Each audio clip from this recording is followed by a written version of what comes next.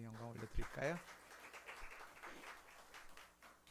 이 시간 우리 전우좌우에 계신 분들과 함께 우리 축복의 인사 함께 하겠습니다. 우리 옆 사람 보시고 당신은 축복의 통로입니다. 그렇게 한번 인사할까요? 네. 그리고 또 인사합니다. 우리는 하나님의 인도하심 가운데 있습니다. 그렇게 한번 또 인사하겠습니다. 네, 여러분 믿으십니까? 네, 꼭 기억하시면 좋겠어요. 사람들이 다시 태어나게 되는 순간들이 있습니다. 그것이 어떤 코끝에 호흡이 멈췄다가 다시 호흡이 이루어지는 그런 생물학적인 이야기가 아니라 우리에게 자각하는 순간을 통하여서 우리가 다시 태어나고 의미를 부여하는 그런 때가 있다는 것이죠. 열심히 인생의 길을 달려갔습니다. 최선의 노력을 다해서 정말 열심히 달려가다가 어느 순간에 갑자기 이렇게 살아가는 것이 내게 어떤 의미가 있을까 하는 그런 생각을 갑작스럽게 하게 되는 때가 있어요. 또 열심을 다해서 내가 삶을 살아가는데 그 목표 중에 나 자신에 대한 의미가 다 사라져 버린 것 같은, 실종되어져 버린 것 같은, 의미를 찾을 수 없는 것 같은 순간들도 있습니다. 그러면 갑자기 한쪽의 마음이 그냥 뻥 뚫려버리는 것 같고 그 마음의 허전함에 짓눌려 가지고 한 걸음도 나가지 못하고 밤잠을 설치게 되는 그런 때가 있다라고 하는 겁니다. 여러분 삶을 살아가다가 혹시 그런 순간을 마주했던 적이 있으십니까? 이러한 상황을 일컬어서 요즘 시쳇말로 현타 왔다 이렇게 이야기를 한다고 합니다. 그래서 이 현타 왔다 이게 도대체 무엇일까 그랬더니 현실 자각 타임 이제 뭐 이런 표현을 쓰더라고요. 그래서 내가 뭔가 열심히 하고 열심히 달려가고 그렇게 아무 생각 없이 온 것 같아요. 그러다가 이게 뭘까 깊은 자성의 시간을 갖게 되는 때 이게 바로 현타라고 말한다는 거예요. 저는 이 오늘 본문 속에서 이 삶의 여정을 지나오면서 이런 깊은 현타를 경험했던 한 여인을 여러분들과 같이 좀 살펴보려고 합니다. 이 사마리아 여인 성경에 보면 이름도 기록되어져 있지 않고 또 나이도 기록되어 있지 않습니다. 그저 사마리아의 수가라고 하는 곳에서 살고 있던 한 여인의 삶, 그 삶을 통해서 인생의 깊은 현타를 마주했을 때 과연 우리는 무엇을 기억해야 될까? 그것을 여러분들과 두 가지로 함께 좀 살펴보려고 합니다. 자, 첫 번째로는요. 몸부림치는 내 삶 속에 찾아오시는 은혜가 있다라는 것입니다. 한번 따라해 볼까요? 몸부림치는 내 삶 속에 찾아오시는 은혜가 있습니다. 믿으십니까? 몸부림치고 막 애쓰고 달려가는 그런 내 삶에 갑자기 현타가 탁 밀려왔어요. 이게 뭐지? 그럴 때 우리가 기억해야 될 것, 찾아오시는 은혜가 있다. 우리는 여기에 집중을 해야 되는 거예요. 자, 우리 곁에서 여러분들 아는 사람들 이렇게 딱 놓고 볼 때 삶을 즐기는 사람이 많으신가요? 아니면 전쟁 같은 삶을 살아내는 사람들이 많으신가요? 모르긴 몰라도 삶은 이렇게 즐기는 거야 이런 사람들보다 내가 이 삶의 자락에서 이 전쟁 같은 삶에서 내가 승리해야지 그러면서 이를 악물고 살아내는 사람들이 더 많을 거예요. 남들보다 앞서기 위해서 그 경쟁에 내가 참여하면서 열심을 향해 달려가고 치열하게 살아가면서 스스로에게 이렇게 하지 않으면 살아남을 수 없어. 이 절벽 끝에 내가 서 있어. 나는 오늘 다른 데 눈 돌릴 겨를이 없어. 그러면서 삶을 살아가는 사람들이 많을 거예요. 그도 그럴 게 예전에는 익숙하게 보던 풍경들이 지금은 사라져버린 것을 많이 보게 됩니다. 놀이터에서 동무들과 함께 아이들이 3, 4, 5 모여가지고 같이 그냥 그 석양이 질 때까지 그냥 재미있게 놀다가 그냥 아쉬워가지고 그냥 엄마가 밥 먹어라 그럼 그런 얘기하고 나면 그제서야 마지못해서 내일 또 하자 그렇게 하고서 집으로 돌아가던 모습들, 아이들의 그런 모습은 이제는 찾아볼 수가 없습니다. 놀이터가 있는데도 놀이터에서 노는 아이들 발견하기가 참 어려워요. 대신에 노란색 학원차, 하굣길에 이미 노란색 학원차가 와서 아이들이 거기에 타고 다음 학원으로 그렇게 움직여가는 모습이 어찌 보면 지금 더 가깝게 우리가 피부로 절감하고 있는지도 몰라요. 이른 아침 새벽부터 출근하는 사람들의 바쁜 발걸음, 늦은 밤 퇴근하는 사람들의 지친 어깨, 이것이 이제 일상이죠. 그게 삶이라고 이야기합니다. 고객 만족을 위해서 영혼까지 팔아야 하는 직원들의 그런 애타는 마음도 우리는 그것을 보면서 애자한 마음으로 바라보게 된다는 겁니다. 우리는 지금 그런 오늘을 살아가고 있어요. 아마도 여기에 나오는 어린 아이든지 아니면 지친 일상의 삶을 살아가는 중년이든지 아니면 고객 만족을 위해서 애쓰는 직원이든지 순간순간 현타가 올 거예요. 내가 지금 뭐 하고 있는 거지? 이게 도대체 어떤 의미가 있는 걸까? 이런 생각 저도 모르게 아마 하게 될 겁니다. 그런데 그런 상황에 놓여진 것 같은 또 한 사람이 오늘 본문에 소개되고 있다는 거예요. 그 사람이 바로 이 사마리아 여인입니다. 그의 인생은 어떻게 규정할 수 있을까? 물론 사마리아 사람, 수가성에 살고 있던 여인이고 또 그는 사마리아 사람이고 이렇게 규정할 수도 있겠지만 그의 삶에 지나온 여정을 표현하는 것 중에서 바로 요한복음 4장 16절부터 18절의 말씀이 그의 지나온 여정을 분명하게 소개하고 있다는 겁니다. 우리가 함께 16절부터 18절을 같이 한번 읽어보겠습니다. 이르시되 가서 내 남편을 불러오라. 여자가 대답하여 이르되 나는 남편이 없나이다. 예수께서 이르시되 내가 남편이 없다 하는 말이 옳도다. 너에게 남편 5이 있었고 지금 있는 자도 내 남편이 아니니 내 말이 참되도다. 바로 예수님께서 사마리아 여인에게 내 남편을 데리고 와라 했을 때에 난 남편이 없어요 라고 이야기를 했는데 그러한 여인의 대답 앞에서 예수님이 하신 말씀입니다. 여러분은 이러한 상황을 놓고서 어떻게 해석을 해 가십니까? 야, 이 여인은 단 한순간도 남자 없이는 살 수 없는 사람인가 보다. 혹시 그런 생각을 하십니까? 단순히 그런 눈으로 이것을 보아서는 안 된다는 거예요. 왜냐하면 오늘 이 여인에게 있어서 지나온 5 남편과 지금 살고 있지만 내 남편이 아닌 그 남자, 이런 모습을 놓고 보면 삶의 열망과 애착을 가진 한 여인의 삶의 모습을 우리는 보게 된다는 거예요. 당시의 시대적인 상황을 놓고 보면 그녀에게 있어서 기댈 수 있는 언덕이 뭘까? 그의 직업일까? 그가 가진 재산일까? 아니요. 오늘 그가 기댈 수 있는 것은 바로 자신의 삶을 책임져 줄 남편이었다는 겁니다. 그래서 그 남편에게 기대었는데 이 사람이다 그렇게 하고 생각하고서 결혼을 했는데 실패했어요.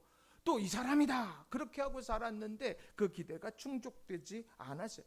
5번이나 반복적으로 그러한 상황을 마주하게 되면서 그의 마음에는 어떤 생각이 들었을까요? 이번에는 그러면서 삶의 애착과 목마름으로 그의 인생의 길을 걸어왔다는 겁니다. 그런데 그렇게 열심히 살아왔지만 그녀의 마음속에는 깊은 상처가 남았지요. 자, 어떤 상처입니까? 오늘 이 여인이 물동이를 이고 물을 길러 옵니다. 물을 길러 오게 됐는데 오늘 성경은 때가 6시쯤 되었다 이렇게 말을 합니다. 성경을 읽어갈 때 6시 그럼 플러스 6을 더하면 오늘 우리의 시간이에요. 6시 거기다 6을 더하면 12시입니다. 정오입니다. 성지순례를 다녀오신 분들은 알겠지만 정오, 그 이스라엘 땅에서 정오의 시간은 너무도 뜨거워서 그래서 한쪽 저 피해서 잠을 자든지 아니면 일을 잠시 하다가도 멈춰야만 되는 그런 상황, 그런 환경입니다. 그런데 그 정오에 타는 듯한 햇살 아래 여인의 몸으로 물동이를 이고 움직이고 있다는 거예요. 얼마나 고된 모습일까요? 열심으로 살아갔습니다. 생애 애착을 가지고 몸부림치면서 그렇게 살아왔는데 그가 이 5번의 실패와 6번의 지금 이 상황 속에서 자신을 향하여서 손가락질하는 사람들을 피하고 싶은 마음이 더 컸어요. 물을 길지 않을 수만 있다고 하면 얼마나 좋을까. 물 없이 살아갈 수 있다고 하면 나는 저 물 길러 가지 않아도 되는데 물 없이는 살 수 없으니까 내가 우물을 향해서 오늘도 가고 있어. 그런데 내가 할 수만 있다면 아무도 나 모르는 시간, 아무도 부딪히지 않는 그 시간, 내가 그 정오의 시간에 가야 되겠다. 나 좀 알아보지 마세요. 나 좀 눈에 띄지 않고 나 없는 사람처럼 생각해 주세요. 이게 바로 이 여인의 현재의 마음일 겁니다. 상처죠.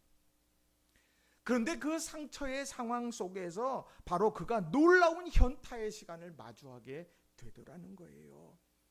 그는 삶 속에서 잘 살아보고자 5번의 시도를 했습니다. 그런데 그것이 이루어지지 않았어요. 누군가가 자신을 대신해서 물을 길어줄 사람조차 없습니다. 자신이 직접 땡볕에 그 정오의 시간에 물을 길러 나와야만 삶을 영위해 갈 수 있는 이런 상황에 놓여졌다는 거예요. 이러려고 내가 도전했나? 내가 이러려고 내 삶에 이렇게 치열하게 살았나? 그렇게 충분하게 이야기할 수 있는 그런 상황이었다는 거예요. 그런데요, 그 놀라운 현타의 시간에 아무도 자신을 바라보며 아는 체 하지를 않기를 원했고 만나고 싶지도 않았던 그의 인생 가운데 예수님께서 그녀를 만나주시더라는 거예요. 그것도 미리 기다리고 계시더라는 겁니다. 자, 예수님에 대해서 6절은 이렇게 설명을 합니다. 거기 또 야곱의 우물이 있더라. 예수께서 길 가시다가 피곤하여 우물 곁에 그대로 앉으시니 때가 6시쯤 되었더라. 예수님도 왜 그 정오의 시간에 왜 움직이셨을까? 예수님께서 다른 시간에 충분히 움직이시고 제자들이 물을 떠다가 얼마든지 먹일 수 있는 그런 상황인데 왜 예수님은 굳이 그 정오의 시간에 길을 가시다가 그 우물가에 털썩 주저앉아서 기진한 채 있을까? 왜 그럴까요? 그리고 예수님께서 오늘 우물 곁에 그대로 앉으시니 때가 6시쯤 되었다. 그 우물가에 그대로 앉으셨다. 털썩 주저앉았다는 거예요. 이것은 우리가 알고 있는 예수님의 모습과는 너무 다른 모습 아닙니까? 자, 예수님의 모습은 어때요? 오늘 본문에 보면 4장 6절에 보면 피곤해서 탈진해 계신 예수님의 모습을 이야기하잖아요. 길 가시다가 피곤하여 우물 곁에 그대로 앉으시니 아주 힘있고 능력 있는 예수님의 모습은 보이지 않아요. 또 요한복음 4장 8절에도 보면 이는 제자들이 먹을 것을 사러 그 동네에 들어갔음이로라. 예수님 곁에는 늘 제자들이 있었습니다. 많은 군중이 함께 있었어요. 그런데 군중도 없어요. 제자들도 없어요. 오직 예수님만이 오늘 그 여인을 마주하려고 기다리고 있다라고 하는 것입니다. 저는 이 말씀을 준비하면서 이 예수님께서 털썩 주저앉은 이 모습이나 제자들 없이 혼자서 계시는 이 모습이 바로 이 사마리아 여인의 모습과 같다는 생각을 해보게 됐습니다. 사마리아 여인이 길을 가다가 털썩 주저앉아 버린 그 6시 정오의 뙤약볕, 오늘 예수님께서는 그것을 몸소 보여주고 계시다는 거예요. 내가 털썩 주저앉은 것처럼 나도 지금 털썩 주저앉아 있다. 그 여인을 바라보면서 기다리면서, 또 사마리아 여인이 희망을 걸었던 5명의 남편들이 있습니다. 지금 있는 남편도 내 남편이 아니다, 이렇게 예수님께서 그에게 가르쳐 주시고 깨닫게 하신 그런 내용들을 보면서 그의 외로움을 내가 안다. 너 치열하게 사는 걸 알아. 그런데 얼마나 내 마음이 외롭냐. 그러면서 제자들을 떠나보내고 홀로 우물 곁에 앉아 계신 예수님의 모습이 외로움을 상징하고, 또 그 모든 어려운 상황 속에서도 물 없이는 살 수 없기 때문에 물을 길러 와야만 했던 여인의 상황과 예수님께서 털썩 주저앉은 상황 속에서도 누군가 내게 물을 주어서 그것을 먹어야만 내가 새 힘을 얻을 수 있다라고 하는, 없어서는 안 되는, 물이 없어서는 안 되는 이 상황조차도 너무도 같다라고 하는 거예요. 예수님께서 바로 그 여인의 상황 속으로 들어오신 거라는 거죠. 그리고는 예수님께서 말씀합니다. 7절에서 물 좀 다오. 물 좀 다오. 예수님께서 이렇게 말씀하실 때에 그 여인은 깜짝 놀랍니다. 아니, 당신은 유대 사람 아닙니까? 나는 사마리아 사람입니다. 우리는 상종하는 관계도 아닌데 당신이 내게 말을 걸다니요. 무슨 의도가 있는 것 아니에요? 다시 말하면 이 여인에게 있어서 예수님이 말 걸어오실 거라는 기대는 1도 하지 않았다는 거예요.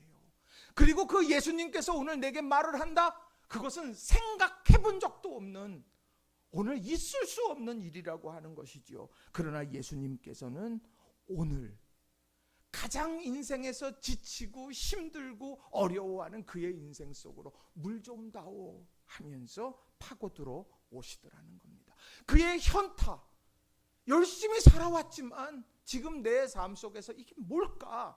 내가 열심히 안 산 게 아닌데, 내가 최선을 다한 게 아닌데, 내가 지금 이 상황을 마주했는데, 이 순간에 내가 이 깊은 고민 속에 있는데, 그 사이로 파고 들어온다는 거예요. 그리고 나서 그곳으로부터 역사가 시작되더라는 거죠. 이 여인은 어땠을까? 제가 여인의 심정으로 말씀을 준비하며 생각을 막 해봐요. 이 사람이면 정말 내 인생 책임져 줄 것 같다. 그리고서 그 사람을 남편으로 맞이했어요. 그런데 아니더라. 그리고 그 다음에 또 이 사람이면 되겠다. 그렇게 하고 그 사람을 마주했고 그 사람을 남편으로 삼았는데 또 실패하게 됐어요. 이런 것이 5번에 걸쳐서 계속 이루어지게 됐을 때 그 여인은 처음에는 확신에 찬 선택으로 여겨졌지만 나중에는 그 확신에 대한 의구심으로 가득 찼을 거라는 거예요. 그만큼 또 절망의 깊이, 상실감과 절망의 깊은 골짜기가 그의 인생 가운데 새겨 깊이 패이게 됐을 거라는 거예요. 그가 이렇게 시간이 지나면서 마음속에서 누구도 보고 싶지 않아. 그러면서 내가 정오의 떼약볕에 물을 길러왔던 인생의 광야를 마주하게 됐어요. 얼마나 외로울까. 그런데 무엇보다 그 가장 외로운 시기에 예수님은 이 여인을 기다리고 계셨다는 거예요. 저는 그게 너무 가슴에 메이더라고요. 예수님은 자신의 인생 밖에 계획에도 없었습니다. 나한테 물을 달라 그러다니요. 그리고 예수님을 이 여인은 따라갔던 것도 아니에요. 예수님 쫓아다니고 예수님 불렀던 것도 아니에요. 그런데도 이 여인의 삶으로 주님께서 찾아오셨다는 거죠. 그리고는 깊은 깨달음의 말씀을 주시더라는 거예요. 그게 4장 10절입니다. 이 말씀이 오늘 본문에 정말 중요한 말씀이에요. 자, 요한복음 4장 10절 말씀을 한 목소리로 한번 여러분 읽도록 하겠습니다. 시작. 예수께서 대답하여 이르시되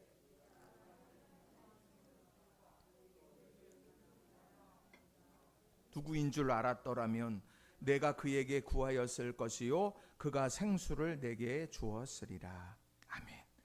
예수님이 보실 때 너 그걸 몰랐어.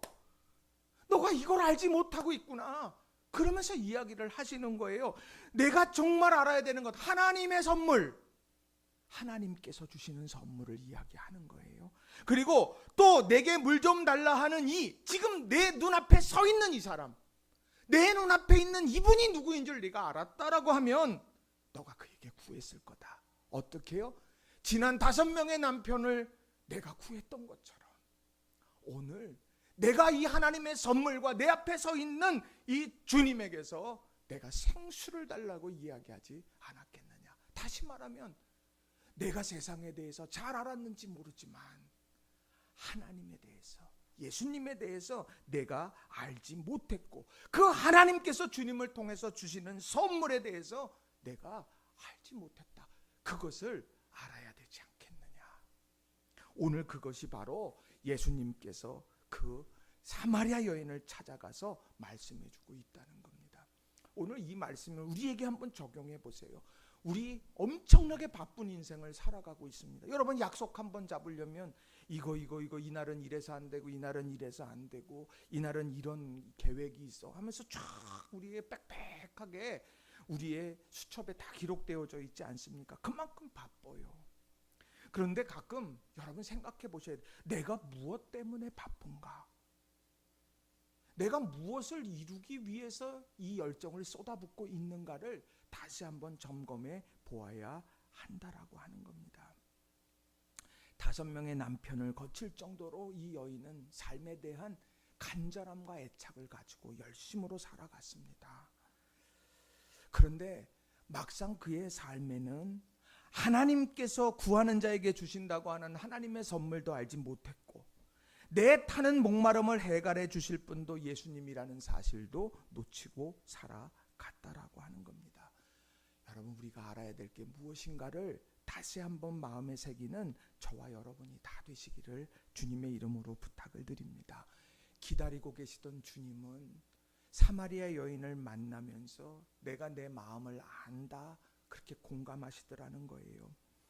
오늘 예수님께서 그 여인을 탁 마주하고서 야, 남편 5명을 바꿔보니 좋더냐? 회개해. 이러지 않아요. 오늘 내가 얼마나 애쓰고 힘쓰고 노력하면서 열심을 다해서 네가 살아가려고 애썼던 그거 나는 내가 알겠다. 네가 그 실패와 좌절 속에서도 다시 한번 도전하고 다시 한번 일어서려고 애썼던 그 노력과 그런 열정을 나는 알아. 그런데 말이다, 그 모든 것 중에서 네가 알아야 될 이걸 놓치고 살았던 것 같다. 하나님이 주시는 선물이 내게 있어. 구하는 자에게 주시는 하나님의 선물이 있어. 내가 그토록 찾아서 그것을 그토록 위해서 달려왔던 거, 하나님께서 선물로 내게 주시려고 하는 거, 너 그거 놓치고 살았다. 그리고 오늘 내 앞에 마주서고 너를 기다리고 있는 내가 누구인 줄을 몰랐으니 너는 생수를 달라고 말하지도 못한 것이다. 오늘 그렇게 말씀하고 있다는 거예요.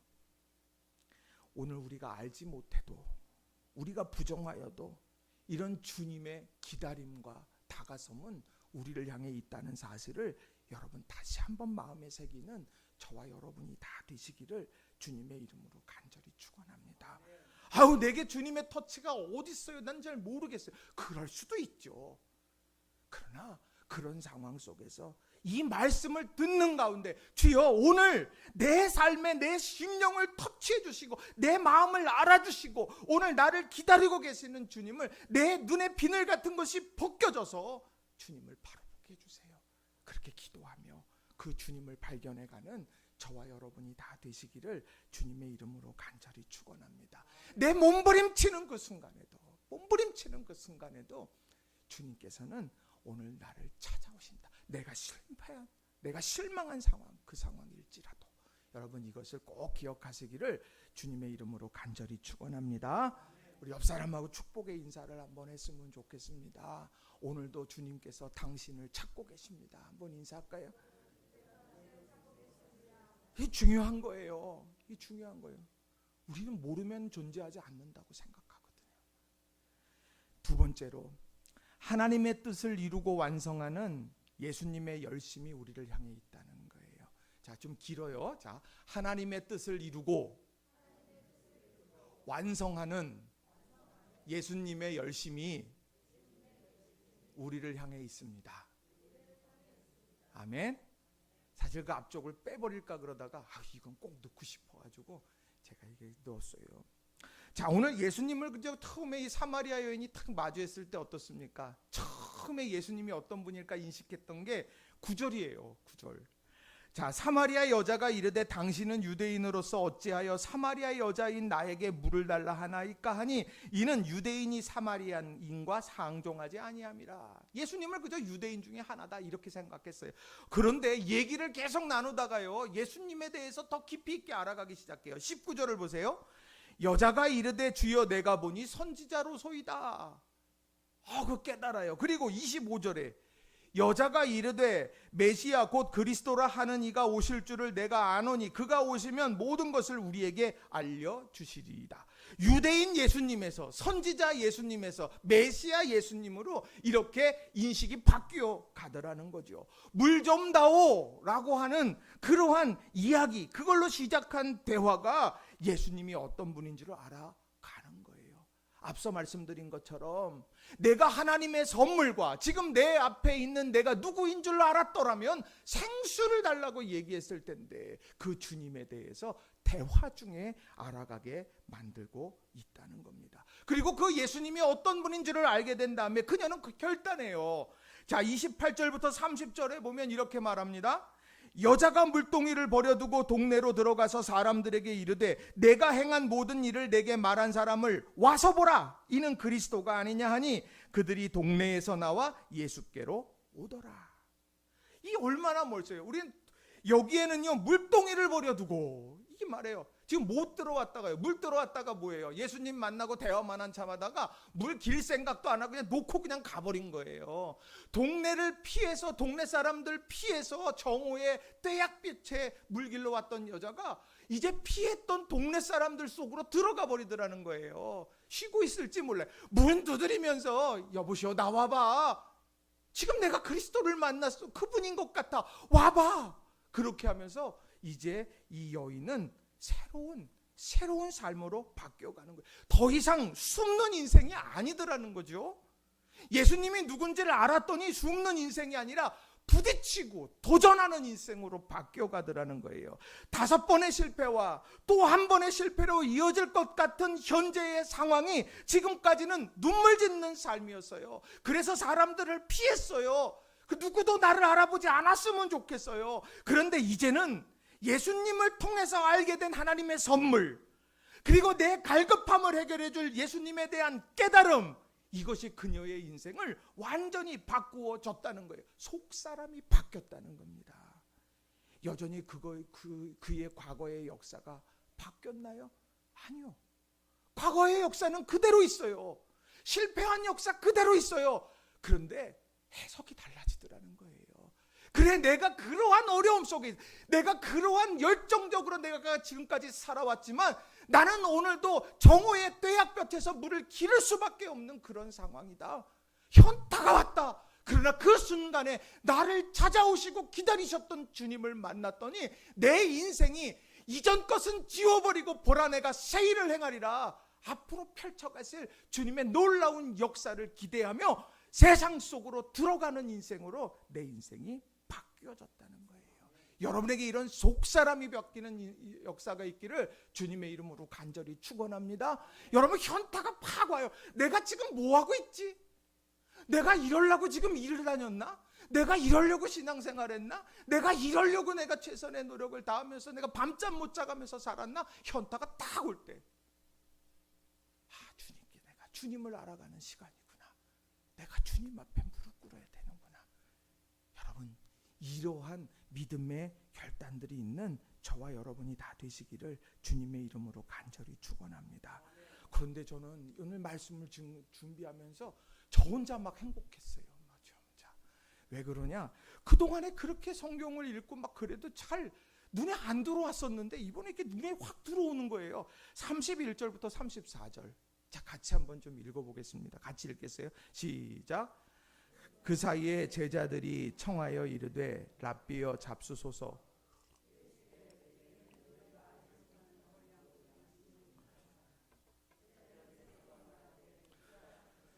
갖다 드렸는가 하니 이르시되, 예수께서 이르시되 나의 양식은 나를 보내신 이의 뜻을 행하며 그의 일을 온전히 이루는 이것이니라. 아멘. 야, 이걸 딱 듣는 순간에, 야, 예수님께서 길을 가다가 정오의 떼약볕에서 길에 털썩 주저앉아서 거기 이제 우물가에 털썩 주저앉고 제자들에게 먹을 것 좀 구해오라고 떠나보내고, 그리고 사마리아 여인을 만나서 이야기했던 모든 문제가, 그런 모든 의심, 모든 의구심들이 완벽하게 해결하게 되는 장면이 여기에 나오는 거예요. 아, 주님께서 의도를 가지고 계셨구나. 주님께서 오늘 내가 너희가 알지 못하는 양식이 있다. 제자들도 양식을 구하기 위해서, 왜 그거 안 먹으면 난 죽으니까 양식 구하러 갔고, 오늘 사마리아 여인도 내가 이 물이 없이는 살아갈 수 없으니 물 들어 왔고, 양식과 양식의 필요성이 만나는 바로 그 자리에서 하나님의 양식을 오늘 사마리아 여인에게도 제자들에게도 이것을 전하고 계시는구나. 그 하나님의 뜻이 뭐냐? 나의 양식은 나를 보내신 이의 뜻을 행하며 그의 일을 온전히 이루는 것이니라. 나의 양식은 나를 보내신 그분의 뜻을 이루고 완성하는 것이다. 그게 뭐예요? 사랑이다. 그게 구원이다. 그게 회복이다. 오늘 그렇게 말씀하고 계시다라고 하는 거예요.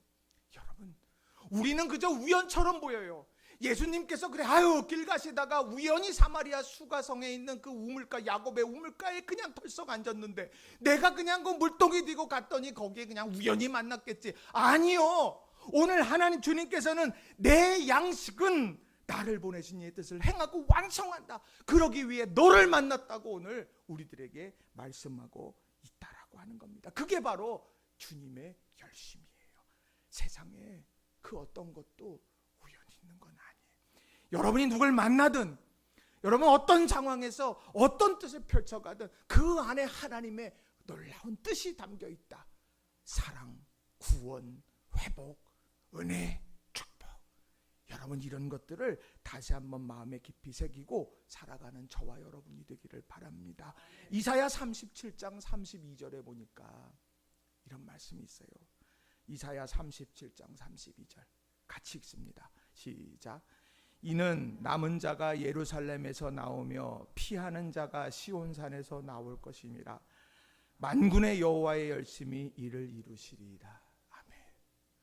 오늘 이 사마리아 여인이 깨달은 건 바로 저는 여호와의 열심이라고 생각합니다. 내가 열심을 내면서 달려가는 인생, 그것보다 나를 위해서 오늘도 열심을 내면서 돌보고 이끌어 가시는 하나님, 그것을 발견하고 그러한 결정체인 예수 그리스도를 마주하게 됐다는 것, 이게 바로 그의 인생의 이 현타를 극복해가는 중요한 부분이 됐다라고 하는 거예요. 우리 사랑하는 성도님들 한 분 한 분이 믿음 안에서 이런 주님의 돌보심을 체험해가는 우리 성도님들이 다 되시기를 주님의 이름으로 축원합니다. 말씀을 정리합니다. 저는 현타가 안 올까요? 저도 현타가 와요. 하다 보면 현타가 와요. 사역하든 뭘 하든 하다 보면 열심을 내며 달려. 그런데 그 현타가 왔을 때 가장 기억해야 될 것, 그것은 다른 것이 아니라 찾아오시고 기다리시는 주님이 계시더라. 여호와의 열심이 그것을 이룬다. 여기에 공부하는 학생들도 있어요. 열심을 다해서 공부하는 게 얼마나 힘들지 몰라요.